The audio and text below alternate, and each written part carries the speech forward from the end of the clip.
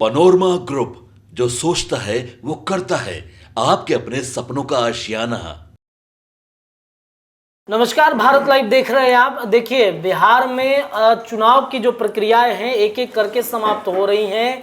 6 चरण के चुनाव खत्म हो चुके हैं और छठे चरण के चुनाव से ठीक पहले 5वें चरण में जो सारण में चुनाव हुए, सारण में चुनाव के ठीक देर रात होते होते वहां पर मामला जो है वो 318 और 319 बूथ नंबर पर गबड़ा गया था, क्योंकि वहां पर 2 गुटों में आपसी रंजिश हो गई थी। मामला इतना तूल पकड़ लिया कि वहां पर एक व्यक्ति की मौत भी हो गई।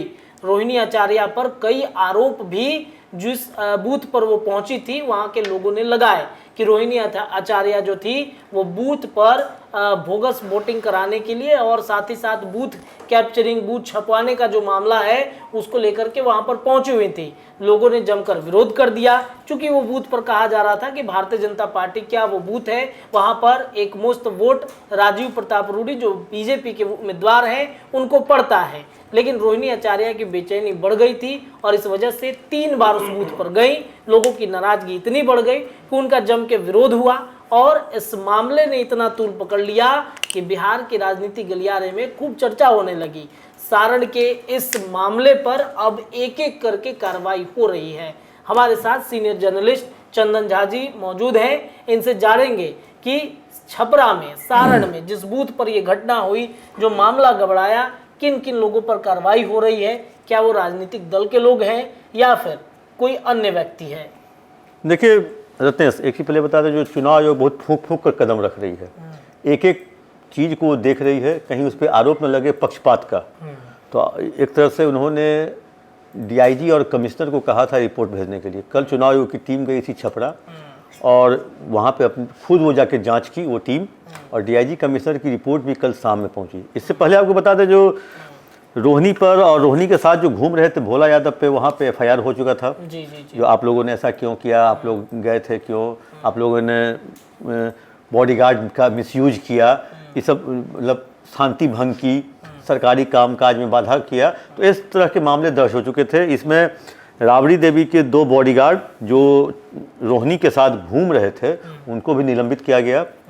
और कल जो डीआईजी कमिश्नर की रिपोर्ट के बाद, मतलब जो रिपोर्ट जो हमारी जानकारी में है, डीआईजी कमिश्नर ने उस इलाके के तमाम जो प्रशासनिक पदाधिकारी हैं उनको दोषी पाते हुए रिपोर्ट दिया है आयोग को।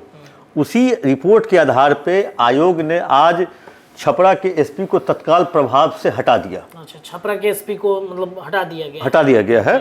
और छपरा के एसपी, और चुनाव आयोग द्वारा जब एसपी को हटाया जाता है ना, तो वो सबसे बड़ा मतलब क्या कहते हैं, अपमानजनक होता है। क्योंकि अब से क्या होगा, जब भविष्य में उस एसपी की चुनाव में कभी पोस्टिंग नहीं होगी जिले में।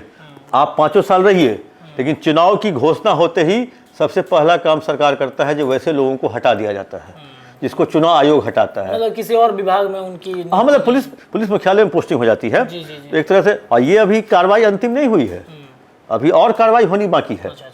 अभी और जो वहाँ के पदाधिकारी हैं, चाहे थानेदार तो पहले निलंबित हो गए हैं, अब डीएसपी भी हटेंगे, एसपी तो पहले हट गए, एसपी की नई एसपी की पोस्टिंग हो गई। अब चुनाव आयोग पर यह आरोप न लगे, प्रशासन पर यह आरोप न लगे, जो केवल राबड़ी या रोहिणी के आचार्य के बॉडीगार्ड ही निलंबित हुए, उन पर एफआईआर ही हुआ, इधर से भी एसपी भी हटाए गए। तो इन सब चीज़ों को लेकर के चुनाव आयोग बहुत ही फूंक फूंक कदम रख रहा है। और ये हम लोग जान रहे थे, क्योंकि मेरी जानकारी में थी जो छपरा के एसपी हटाए जा सकते हैं, क्योंकि इस तरह की जो घटना होती है, हिंसा होती है, वो प्रशासनिक लापरवाही के कारण होती है। तो ये आज की एक बड़ी खबर है, जो छपरा के एसपी जो हैं उस हिंसा के कारण हटाए गए हैं, और अभी और लोग हटेंगे। हमको लगता है, जो देखिए चुनाव में डायरेक्ट इन्वॉल्वमेंट होता है डीएम और एसपी का, क्योंकि बूथ का निर्धारण, संचालन, प्रशासनिक, सिक्योरिटी, लोगों की सुरक्षा, मतलब ये सारा डीएम एसपी देखते हैं। डायरेक्ट इन्वॉल्वमेंट होता है डीएम एसपी का, उसके ऊपर के पदाधिकारी का नहीं होता, उसके नीचे का होता है, डीएसपी का, थानेदार का, दरोगा का, टीओपी इंचार्ज का होता है, लेकिन उसके ऊपर का नहीं होता है। क्योंकि अगर उसके ऊपर का होता तो चुनाव आयोग डीआईजी से नहीं मांगता रिपोर्ट, कमिश्नर से रिपोर्ट नहीं मांगता, क्योंकि वो लोग एक लेवल पे ऐसे आ जाते हैं डीआईजी कमिश्नर, जो अब वो दिन भर बैठ के एसी कमरे में बैठ के मॉनिटरिंग करते हैं।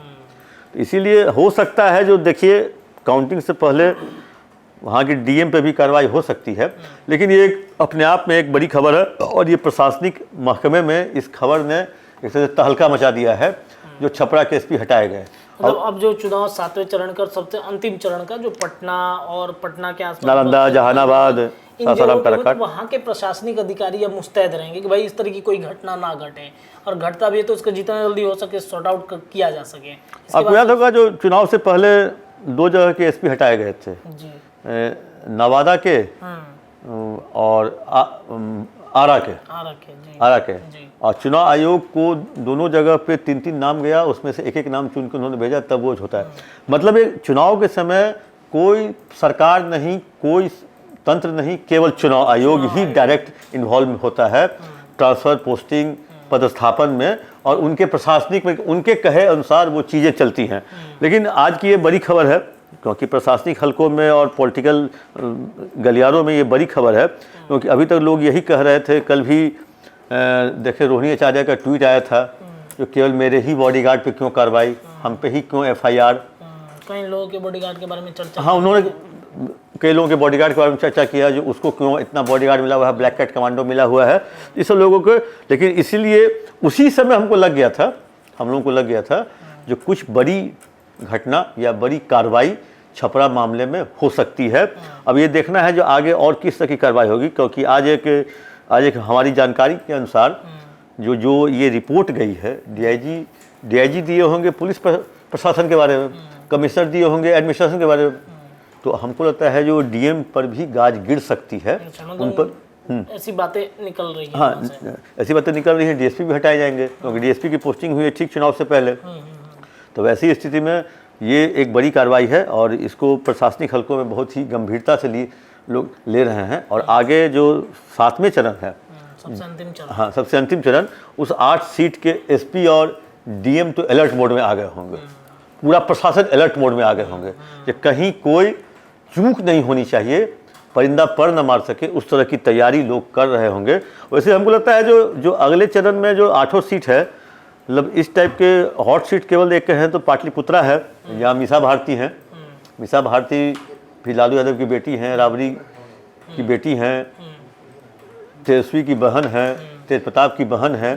तो हो सकता है जो, और उस इलाके में कुछ हो सकता है, तो पटना के DM SP की जिम्मेदारी बन जाती है, जो इन क्षेत्रों को मतलब बढ़िया से देखे, मॉनिटरिंग। अब लगता है जो हो सकता है शायद 1 तारीख को जो चुनाव हो ना, पटना के DM SP आपको पटना शहर में ना दिखे, केवल पाटलिपुत्रा इलाके में, दानापुर, मनेर, बिहटा, विक्रम, पालीगंज में दिखेंगे आपको, पटना शहर में ना दिखेंगे। पटना शहर में कोई और कमान संभालेगा। पटना शहर में कोई और कमान संभालेगा। मतलब पाटलिपुत्रा में सक्रियता क्यों बढ़ी? मीसा भारती है, रोहिणी की बहन है, बड़ी बहन है। जब रोहिणी एक जगह खड़ी हुई तो इतना बवाल हुआ, तो उसकी बड़ी बहन है, तीसरी चुनाव है, तीसरी बार लड़ रही है, उसको और परिपक्व है, वो तो पहली बार लड़ रही थी। तो हो सकता है इसको और वो कहीं गुल न खिला दे, अब पटना के DM SP को कहीं इसके लिए भुगतना न पड़े।